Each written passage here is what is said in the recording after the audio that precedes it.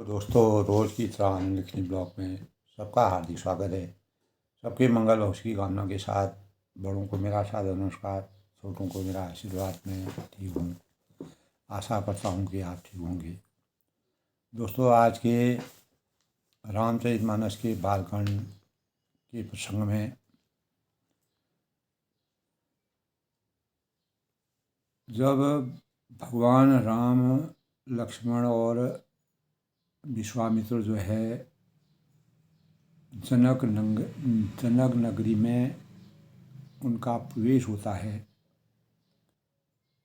तब वहाँ की प्राकृतिक छटा, जनक जी के सोने से जड़ित महल और सीता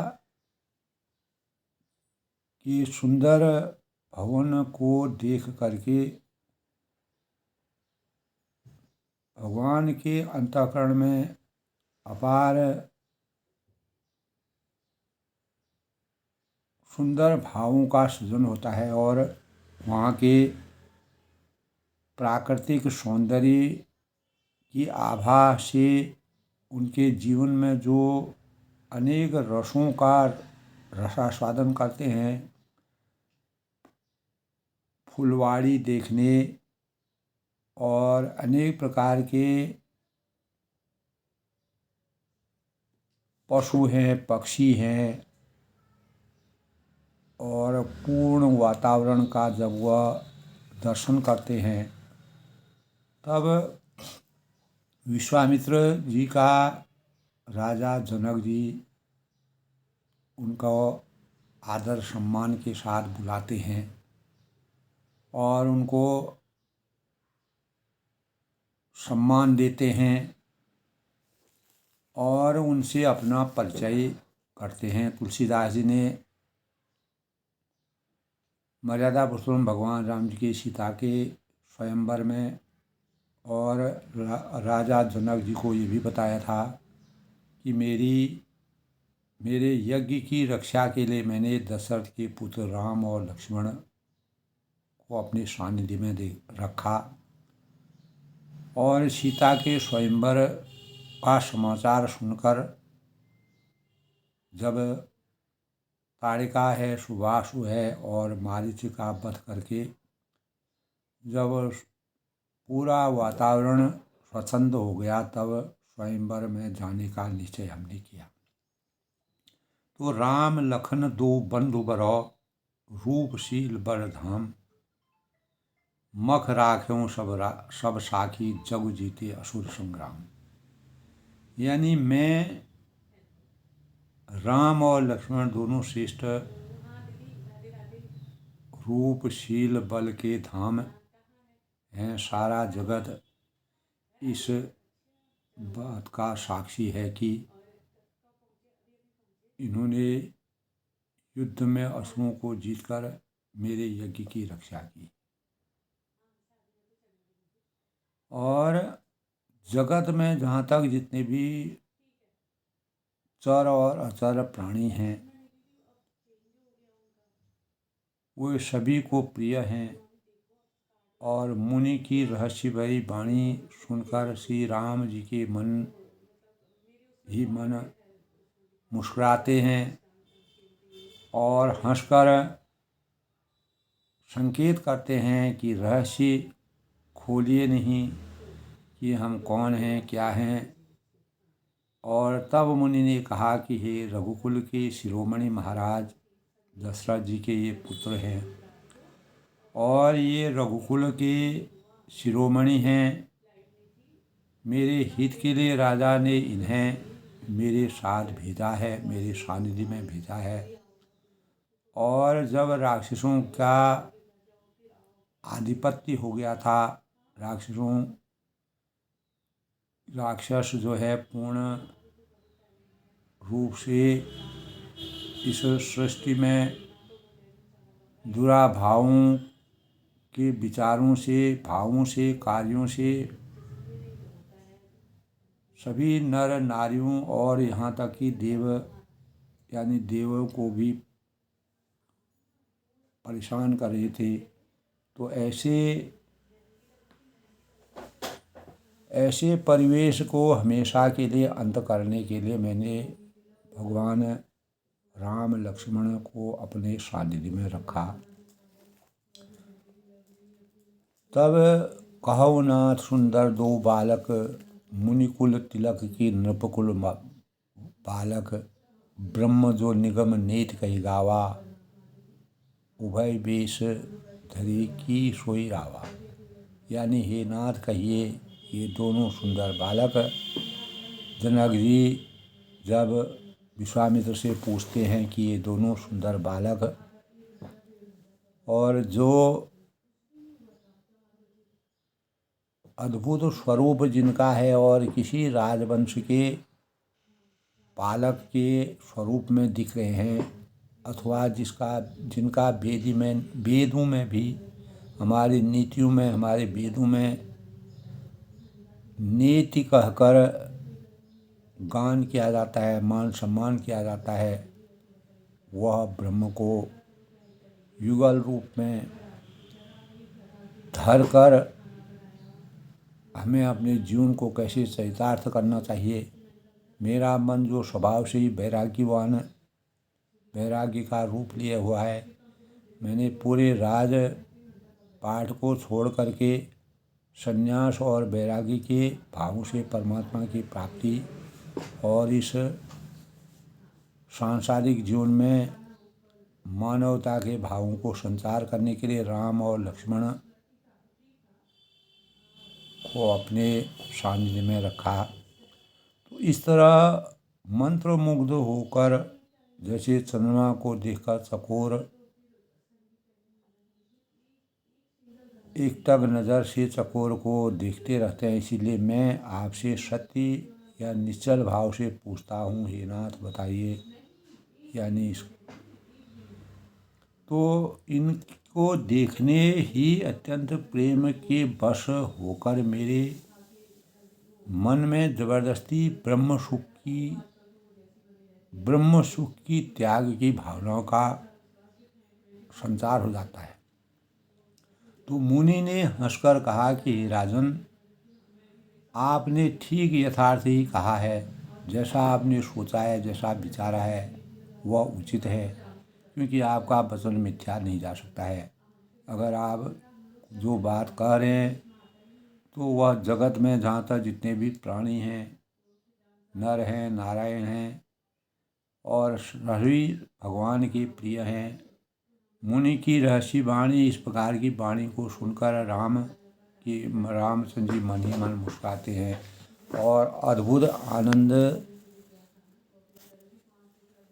तो उज्ज्वल महलों में अनेक प्रकार के सुंदर रीति के बने हुए मणि से जड़ित जो सोने के जरी के पर्दे जनक नगरी में भगवान राम, लक्ष्मण और विश्वामित्र देखते हैं, तो सीता जी के रहने के लिए सुंदर महल की शोभा की छवि देखते हैं। तो राजमहल के ये सब दरवाजे जनक नगरी में इस प्रकार से सौंदर्य के प्रतीक के रूप में थे, जिन्हें मजबूत तथा हीरों के चमकते हुए किवाड़ जैसे लगे हुए।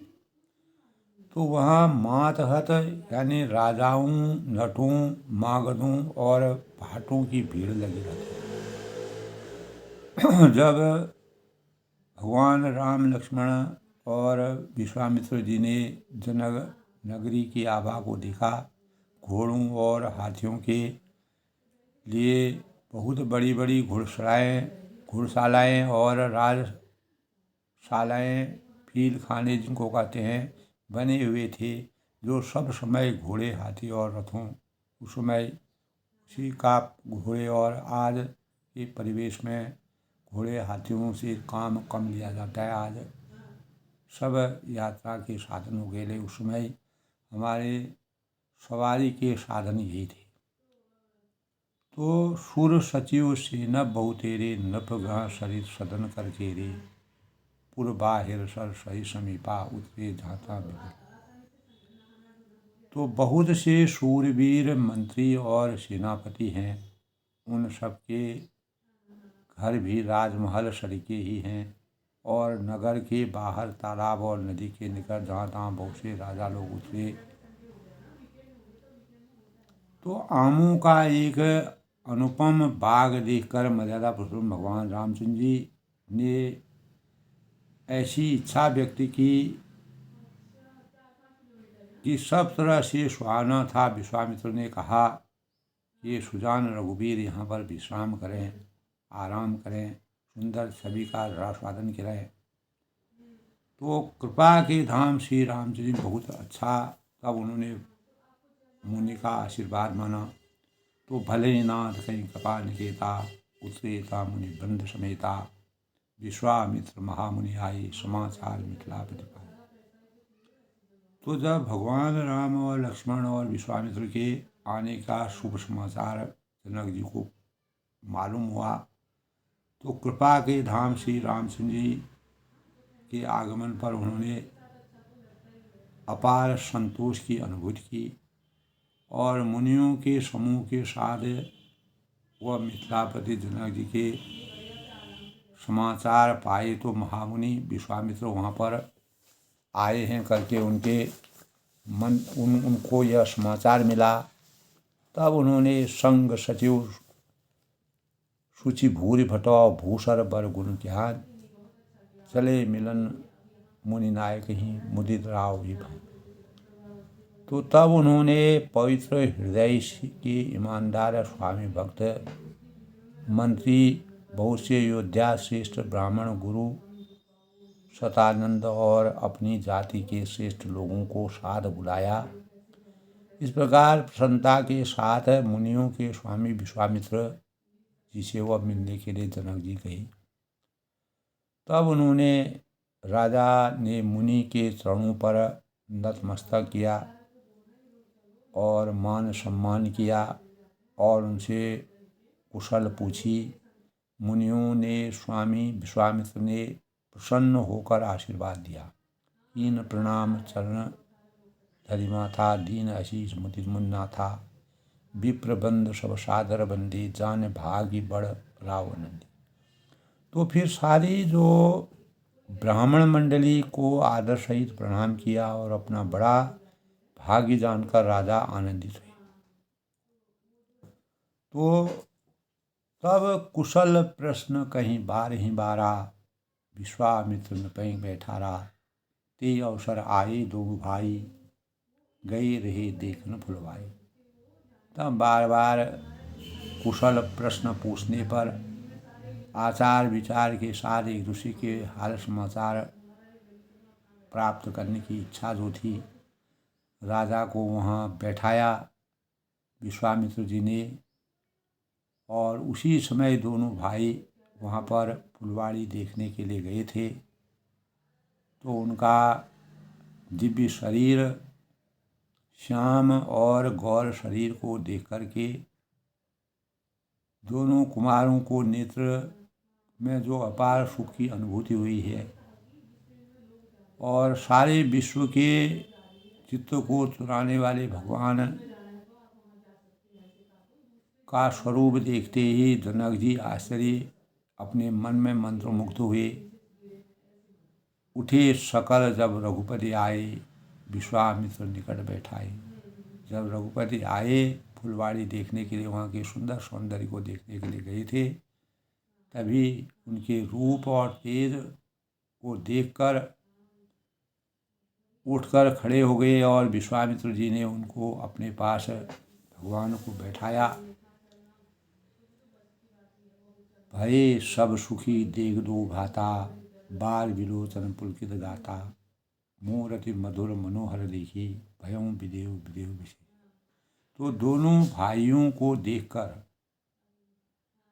तो सभी सुखी हुए, सबने आनंद की अनुभूति की। और परमात्मा के साक्षात दर्शन जब उनको होते हैं तो सबके नेत्रों में जल भर आया और आनंद और प्रेम के आंसू मड़ गए और शरीर रोमांचित हो उठे। राम की मधुर मनोहर मूर्ति को देखकर, अपार छवि को देखकर, विशाल बाहें, बड़े बड़े बड़ी बड़ी आँखें और जटाएं, सुंदर वनमाला पहने हुए अद्भुत छवि से विराजित भगवानों की छवि को देख करके मधुर मनोहर मूर्ति का अनावरण करके जनेऊ धारण किए हुए विशेष रूप से विदय है, यानी देह की सुध भी जनक जी भूल जाते हैं परमात्मा के स्वरूप को देख करके। तो कल के प्रसंग में दोस्तों इस प्रकार जनक जी ने भगवान रामचंद्र की जब दर्शन किए तो वह मंत्र मुग्ध हो गए। प्रेम मगन मनु जानन पो कर विवेक धरि धीर, बोले हूँ मुनिपद नाय शिरो गदगद गिरा गंभीर। मन को प्रेम में मग्न जान राजा जनक ने विवेक का आश्रय लेकर बुद्धि और ज्ञान विद्या से विवेक की प्राप्ति होती है, तब अपना बुद्धि और ज्ञान लगा करके धीरज धारण करके और मुनि के चरणों में सिर नवाकर प्रेम भरी गंभीर वाणी से कहा और सुंदर यश का पान। तब कहु ना सुंदर दो बालक, मुनिकुल तिलक की नृप कुल पालक। ब्रह्म जो निगम नीत कही गावा, उभय बेश धरी की सोई गावा। ये नाथ कहे ये दोनों सुंदर बालक मुनिकुल के आभूषण के समान हैं और या किसी राजवंश के पालक हैं, अथवा जिसका वेदों में नीति कहकर गान किया गया है। यही वह ब्रह्म जो युगल रूप धरकर, यानी युगल रूप धरकर नहीं आया है। तो भगवान की इस प्रकार के स्वरूप को देख करके राजा जनक के अंतःकरण में परमात्मा के दर्शन हुए और ज्ञान के अपार स्नेह और स्वभाव से अंतर मन में आनंदित स्वरूप का सृजन हुआ। और तब राम और लक्ष्मण दोनों श्रेष्ठ जो परमात्मा के रूप में जिन्होंने मर्यादा की रचना करने के लिए इस संसार में अवतरण लिया है, तो वह जब जनक नगरी में पहुंचते हैं सीता के स्वयंवर में, तो अद्भुत छवि को देख करके राजा पूर्ण रूप से मंत्रमुग्ध हो गए। तो इसी प्रसंग में दोस्तों कल के प्रसंग की ये बातें हैं। राजा जनक ने राम और लक्ष्मण दोनों श्रेष्ठ भाई जो रूप शील और बल के अखंड भंडार हैं, धाम हैं, खान हैं, शिरोमणि हैं, सारा जगत इस बार को जानता है। जो दैहिक भौतिक तापों से जिनसे मुक्ति प्राप्त होती, जो मोक्ष के दाता हैं और जो युद्ध में अनेक प्रकार के असुरों को जीत प्राप्त करके विश्वामित्र जी के यज्ञ की रक्षा करते हैं, वो आज जनकपुरी में पधारे हैं। तो ये कल के प्रसंग में जिस प्रकार से वो आगे का वर्णन से पहले दोस्तों आज के शुभ पंचांग के भावों की समीक्षा। तो आज का पंचांग दोस्तों आज 17 फरवरी 2025 फाल्गुन माह के कृष्ण पक्ष की पंचमी तिथि और आज सोमवार का दिन यानी सप्ताह का प्रथम दिन है। सोमवार को किसी भी शुभ कार्यों को करने के लिए सबसे महत्वपूर्ण और शुभ दिन माना जाता है। पंचमी तिथि सोमवार पूरा रात दिन 4:54 तक 17 फरवरी को पूरा रात और पूरा दिन पार करके मंगलवार सुबह 7:36 तक रहेगी। इस दौरान चित्रा नक्षत्र का संयोग रहेगा। आकाश मंडल में स्थित 27 नक्षत्रों में चित्रा नक्षत्र 14वां नक्षत्र कहलाता है। आज के शुभ मुहूर्त की बात करें तो अभिजीत मुहूर्त 12:18 से 1:03 तक, और अमृतकाल आज 12:45 से 2:23 तक। ब्रह्म मुहूर्त आज 5:24 से 6:32 तक। तो राहु काल आज 8:13 से 9:37 तक प्रातः। सूर्योदय आज 6:49 में होगा और सूर्यास्त जो है 6:02 पर। तो इस प्रकार आज के शुभ पंचांग के भावों की समीक्षा है। आज जैसे कि हम जानते हैं कि सोमवार का दिन है। भगवान शिव की अर्चना, शिव का ध्यान लगाना, ओम नमः शिवाय का जाप करना, और भगवान शिव सभी देवताओं और मानवों के कल्याण, सुर और असुर दोनों के जीवन को जिस प्रकार से भगवान ने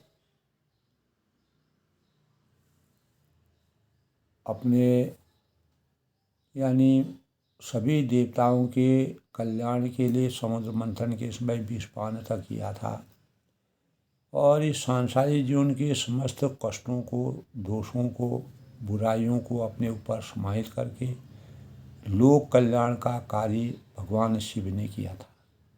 इसीलिए सत्यं शिवम सुंदरम कहा है।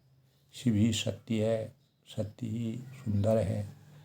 तो भगवान शिव के बारे में दोस्तों, शिवलिंग की पूजा करना, शिवलिंग पर जल अर्पित करना, और दूध, दही, घी, भगवान शिव पर बेलपत्र और मदार के फूल और शमी के पत्र और भांग है, धतूरा है, भगवान शिव पर अर्पित किया जाता है। और जितना भगवान शिव को हम जल अर्पित करते हैं, उनके लिंग की पूजा करते हैं, मर्यादा पुरुषोत्तम भगवान राम जी ने भी रामेश्वरम में जब रावण पर विजय प्राप्त की थी, तो रामेश्वरम में भगवान शिव के लिंग की स्थापना की, जो आज भी सभी मानव चेतनाओं को, मानव चेतना में शांति के स्वरूप के रूप में सभी लोग वहाँ पर दर्शन करते हैं, पूजा करते हैं, स्तुति करते हैं, ध्यान करते हैं और शिवलिंग की स्तुति करते हैं। तो प्राचीन काल से ही दोस्तों शिव की पूजा मानव कल्याण और शुभ कार्यों के लिए, सफलता के लिए हिंदू धर्म में प्रचलित रही है। और अन्य देवताओं की अपेक्षा भारत के सभी प्रदेशों में शिव पूजा की परंपरा सर्वत्र दिखाई देती है। और ग्रहों की शांति, सभी कष्टों के निवारण के लिए शिव पूजा का विशेष महत्व माना गया है। पुराणों में, वेदों में, शास्त्रों में शिव पूजा, शिव शंभु और शंकर अनेकों नाम शिव के हैं। नागेंद्रहाराय त्रिलोचनाय भस्मांगाराय महेश्वराय नित्याय शुद्धा दिगंबराय तस्मै मकाराय नमः शिवाय। कर्पूर गौरम करुणावतारम संसार सारम भुजगेंद्रहारम सदा वसंतम हृदयारविंदे भवम भवानी सहितम नमामि। तो यानी माँ पार्वती सहित भगवान को जो भी साधक होते हैं वो पूर्ण रूप से उनके अपने जीवन को कृतार्थ बनाने के लिए भगवान की अर्चना करते हैं। तो शिव के अनेक नाम हैं, लेकिन तीनों जो भगवान शिव के, शिव शंभु और शंकर के नाम जो वर्णित है, तीनों नामों का अर्थ शिव ही है। तो शिव पुराण में शिव पूजा के लिए अनेक नामों का वर्णन मिलता है। घर है परिवार की सुख समृद्धि और दीर्घ आयु के लिए, और जो कन्याएं होती हैं सुंदर वर की प्राप्ति के लिए, 16 सोमवार का व्रत पूजा करती हैं। और अनेक महिलाएं जो सुहागिन महिलाएं होती हैं वह भगवान शिव को अपने पति की दीर्घ आयु की कामना और शांति और सौहार्द के भावों को बनाए रखने के लिए भगवान शिव की अर्चना करते रहते हैं। क्योंकि शिव के बारे में कहा है न तस्य कार्य कारणं न विद्यते न तत्समस्ताभि अधिकायस्य दृश्यन्ते पाराशि शक्तिर विविधैव श्रूयते स्वाभाविकी ज्ञान बल क्रिया सो। शिव अनादि और अनंत हैं, उनकी तुलना सृष्टि के किसी भी देवता से नहीं की जा सकती और वह अद्वितीय हैं, अतुलनीय हैं और अनुपम हैं। पुराणों में शिव की पूजा अर्चना के लिए रुद्र सूक्त, पुरुष सूक्त आदि का वर्णन किया गया है और शैवागम, पताराय आदि भी शिव पूजा का वर्णन करते हैं। और शिव पूजा ज्योतिर्लिंग, दक्षिण मूर्ति और नटराज आदि अनेक रूपों में की जाती है। स्कंद पुराण में वर्णित कथा के अनुसार शिव को महानता की यानी की ओर देखते हुए धर्म के ने वृषभ का रूप धारण कर शिव का वाहन बनना स्वीकार किया। ऐसा हमारे पुराणों में, स्कंद पुराण में विधान है, ऐसा बताया गया है। और दूसरे रूप में हम कह सकते हैं कि हम यह भी कह सकते हैं कि शिव की पूजा का अर्थ है धर्म की पूजा करना, धर्म की रक्षा करना। और क्योंकि वाहन के रूप में धर्म शिव के साथ है और शिव के नाम के अनुसार उनकी अलग अलग रूपों की मूर्तियाँ मिलती हैं। तांडवकारी होती है, प्रलयंकारी है, नटराज हैं, कल्याणकारी हैं। तो अनेक जो हमारे चित्र यानी जगह शिव के बारे में अनेक पिक्चरों में भी भगवान शिव के स्वरूप का वर्णन मिलता है, हमारे शास्त्रों में मिलता है। आज भी बड़े बड़े ऋषि हैं, मुनि हैं, सुधीजन हैं, भगवान शिव की आराधना में लीन रहते हैं। आज कुंभ 144 साल के बाद जो कुंभ आया है और प्रयागराज में अनेक प्रकार के इस प्रकार के साधु संतों ने यानी 1 महीने तक जो कल्पवास किया, अमृत स्नान किया, तो भगवान शिव के स्वरूप के रूप में शिव के स्वरूप का ध्यान करके, मनन करके गंगा के तट पर स्तुति की, आराधना की, शिव का सानिध्य प्राप्त किया और सत्यम शिवम सुंदरम को सदा, क्योंकि माँ गंगा का अवतरण जो है शिव की जटाओं से माना जाता है। भगीरथ जो है अथाह अनेकों प्रयासों के परिणाम स्वरूप गंगा को धरती पर लाए थे, ऐसा हमारे शास्त्रों में कहा गया है। और भगवान पशुपताय की पूजा निर्गुण और सगुण रूप में की जाती है। यानी एक तो हम उनकी मूर्ति और लिंग पूजा करते हैं, दूसरा हम निर्गुण रूप में भगवान को निराकार, अजन्मा, यानी आदि और अंत जिनका नहीं है। तो मूर्तियाँ पृथ्वी, जल, आकाश और अग्नि, वायु, सूर्य, चंद्रमा के रूप में भगवान को अधिष्ठित करते हैं। तो भारत में 12 तीर्थ स्थलों में ज्योतिर्लिंग यानी, और इस प्रकार तभी कहा है कि भारत में 12 तीर्थ स्थलों में ज्योतिर्लिंग स्थापित है। एक जगह एक श्लोक में कहा है कि सौराष्ट्रे सोमनाथं च श्रीशैली मल्लिकार्जुनम उज्जयिना महाकालम ओंकार यानी ओमकार मलेश्वरम परल्यां वैद्यनाथं च डाकिन्यां भीमशङ्करं सेतुबन्धे तु रामेशं नागेशं दारुकावने वाराणस्या तु विश्वेशं त्र्यम्बकं गीतम् तटे। यानी हिमालये तु केदारं घुसिमेशं च शिवालये एतानि ज्योतिर्लिंगानि सायं प्रातः पठेन्तर सप्तजन्मकृतं पापं स्मरणेन विनश्यति एतेषां दर्शनादेव पातकं नैव तिष्ठति कर्मक्षयो भवेत् तस्य तुष्टो महेश्वर। यानी भारत के विभिन्न प्रदेशों में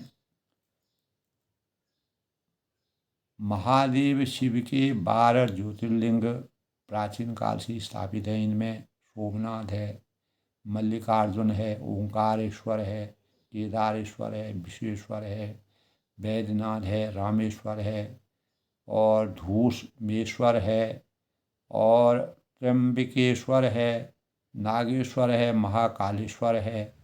और ज्योतिर्लिंगों की पूजा का विशेष महत्व मानव जीवन के लिए माना गया है।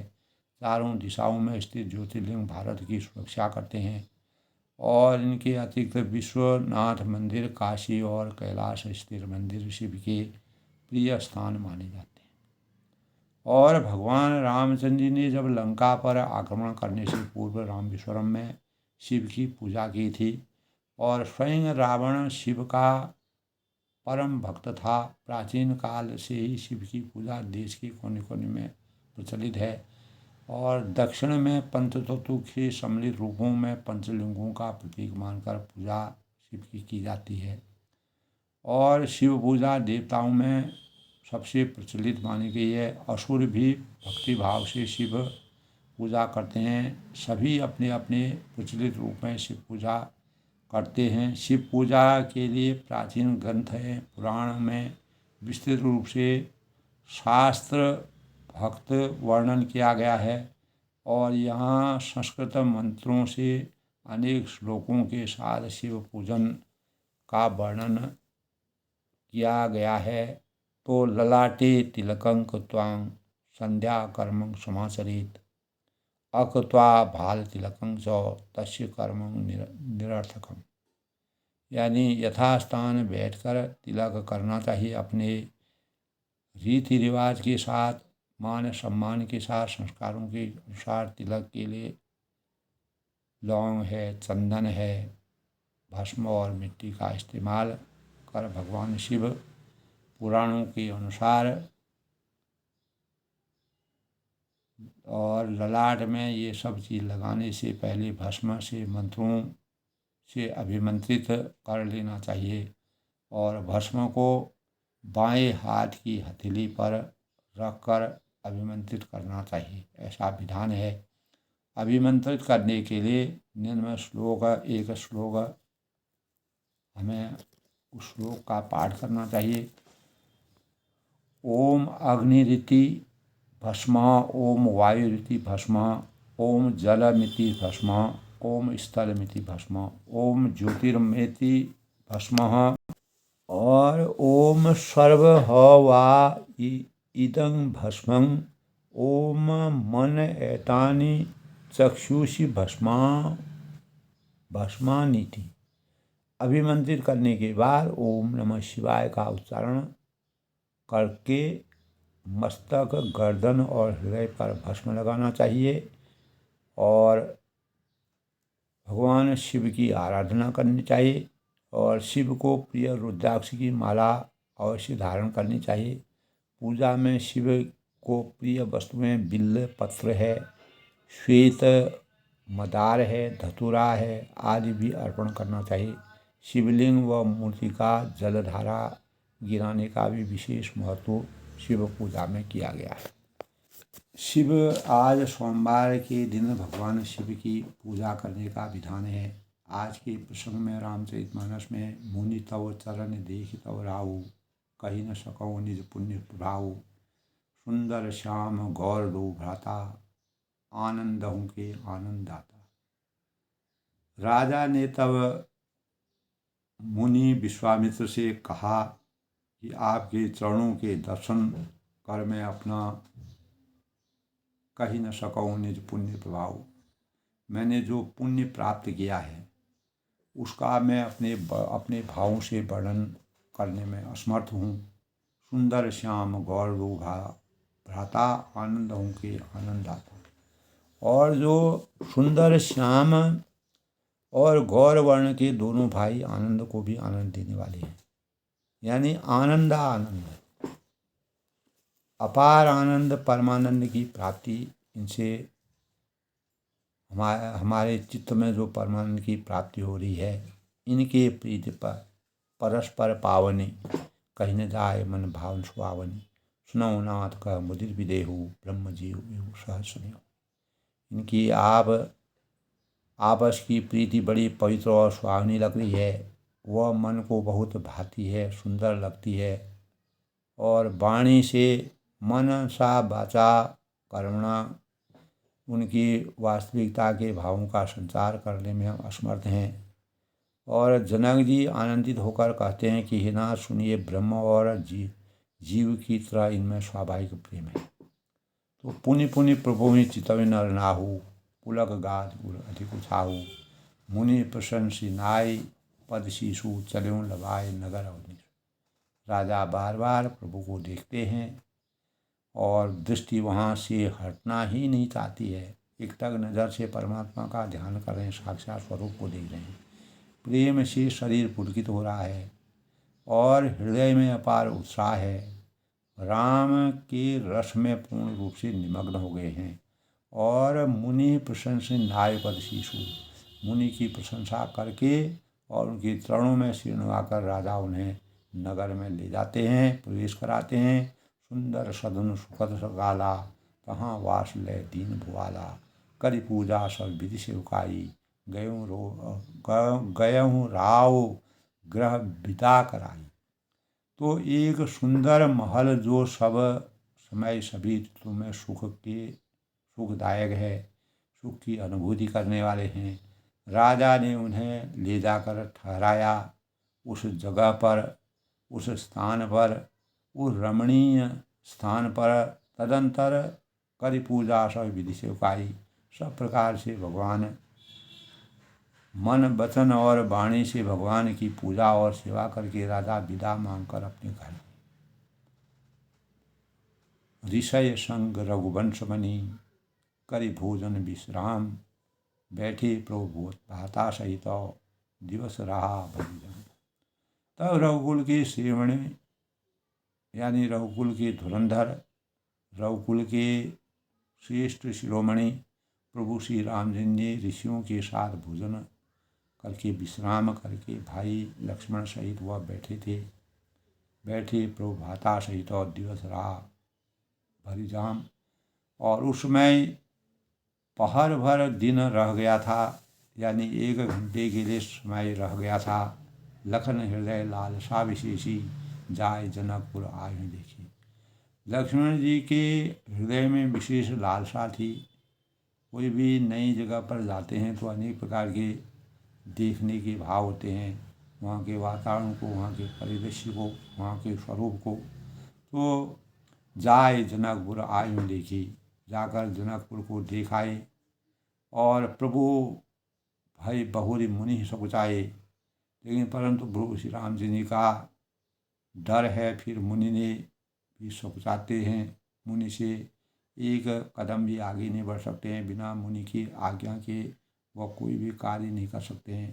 क्योंकि मर्यादा की रचना, मर्यादा को बचाने के लिए, अपने मर्यादित स्वरूप में रहने के लिए प्रकट न कहें मने मुस्काई, इसलिए प्रकट में प्रत्यक्ष रूप में वह मुनि से कुछ नहीं कर सकते हैं। मन ही मन मुस्कुराते हैं, हंसते हैं और अपनी वास्तविकता को प्रकट करते हैं और एक प्रकार से मुनि का आदर करते हैं, सम्मान करते हैं। राम अनुज मन की गति जानी। तो अंतर्यामी होने के परिणाम स्वरूप भगवान राम ने छोटे भाई के मन की बात जानी कि इनका मन जनक नगरी में घूमने का हो रहा है, देखने का हो रहा है। मन की दशा जान ली। भगत वत्सला ही भूलसानी, तब उनके हृदय में भक्त वत्सलता उमड़ आई और परम विनीत सकुच मुस्काई, और वे गुरु की आज्ञा पाकर बहुत ही विनय के साथ सुखचाते हुए मुस्कुरा कर बोलते हैं, क्या कहते हैं, तो नाथ लखनपुर देखन चाही, पुर सकोच डर प्रकट न करहीं। हे नाथ, लक्ष्मण नगर को देखना चाहते हैं और प्रभु के डर और संकोच के कारण स्पष्ट वह नहीं कर पाते हैं, क्योंकि मान मर्यादा माता पिता द्वारा और गुरुओं द्वारा दी गई शिक्षा के अनुसार अपने रघुकुल को की विचारधारा का स्वरूप रखने के लिए हमें किसी भी कार्य को अपने मन से नहीं करना नहीं है। इसीलिए लक्ष्मण जो है संकोच वश वह पूरा जनक नगरी को देखना चाहते थे, उनका वातावरण का परिवेश को देखना चाहते हैं। तो यदि आपकी आज्ञा पाऊँ तो मैं इनको नगर दिखलाने के लिए तुरंत ही वापस आने का संकल्प करता हूँ। तब मुनि कहते हैं, सुनि मुनि सुखा वचन सुभेति, कस न राम तुम राखो नीति। तब विश्वामित्र मुनि कहते हैं, मुनीश्वर विश्वामित्र ने प्रेम सही जो वचन कहे, हे राम, तुम नीति की रक्षा कैसे न करोगे।